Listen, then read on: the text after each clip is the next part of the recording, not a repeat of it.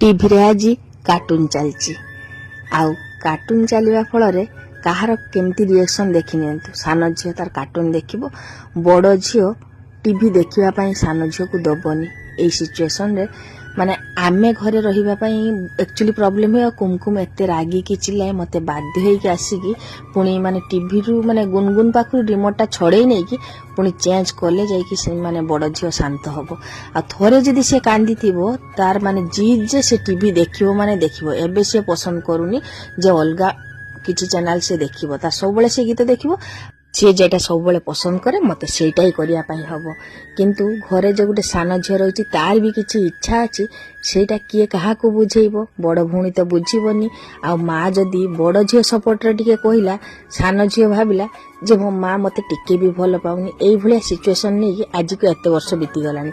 एई जे देखन गीत लगेई देली आ कुमकुम पूरा चुप है कि आ करके टीवी देखला। टीवीटा केवल तार। निश्चित आम घरे दीटा टीवी दरकार, किंतु कोन करिया आसी पारुनी। से एमती एडजस्ट करिया पई होउची। किंतु सब जिंस जदी छुआ मान को पूरण भी कर दिया जाए ताले मो सान झील पाठ पढ़िबनी। एटा भाबी कि एमती करिकि रहाइची। नहले एक्चुअली दीटा टीवी दरकार। कुमकुम दिन राती टीवी देखे, खाली गीत सुने। आम मान को कहारी को टीवी देखिया पई दिएनी।